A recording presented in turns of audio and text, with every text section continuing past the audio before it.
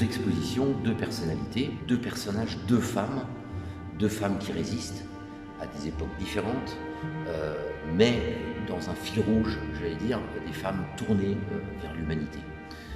Une première, Dorothy Day, une américaine du XXe siècle, l'équivalente un petit peu d'une Mère Teresa, on pourrait dire. Donc cette dame a un parcours particulier, puisqu'effectivement elle est passée d'anarchiste à communiste, et puis elle a découvert la foi, la religion catholique, dans laquelle elle était extrêmement critique, à cause de son passé de communiste et d'anticlérical quasiment, mais en utilisant la foi comme étant un vecteur de générosité et d'altruisme. Et du coup, voilà, cette expo regroupe un petit peu toutes ces thématiques-là. On l'appelle la première hippie aussi. Elle a inventé les maisons de communauté, les communautés notamment à la campagne, où elle expliquait que les gens devaient retourner à la nature.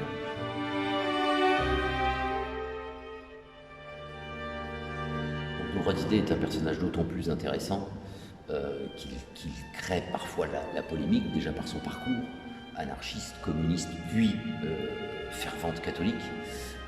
Il est question qu'elle soit béatifiée, une enquête est portée au Vatican pour décider de savoir si on la béatifiait, et plusieurs problèmes à son dossier sont assez révélateurs de ce personnage, puisqu'effectivement, avec son passé, elle aurait avorté, elle se serait beaucoup mobilisée pour les pauvres, en critiquant la religion, en disant que le Vatican était plus proche du capitalisme que de sa réelle vocation d'assister les pauvres.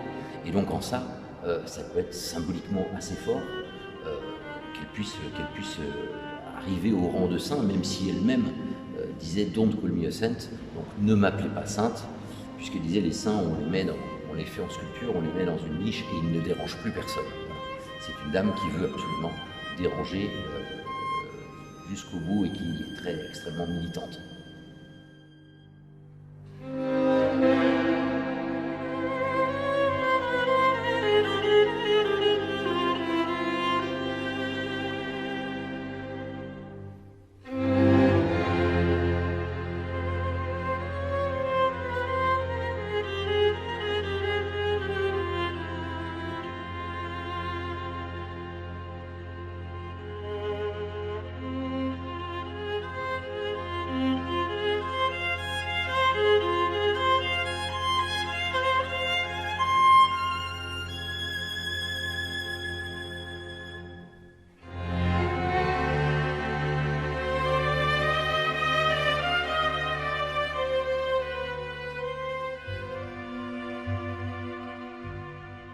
Marie Durand, c'est l'autre volet de cette grande thématique humaniste.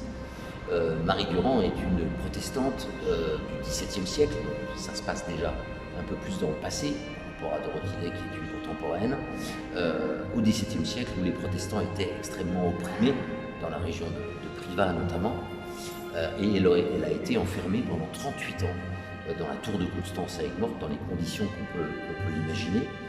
Les conditions de précarité, des conditions de solitude. Alors solitude, elles étaient enfermées plusieurs dans la même prison, et elle aurait gravé résisté sur la margelle de sa prison, ce qui en fait en soi une icône de quelque part là aussi une certaine foi qui arrive à transcender les gens, et en même temps un message de la liberté de conscience et d'une certaine résistance à ses convictions face à une oppression quelle qu'elle soit.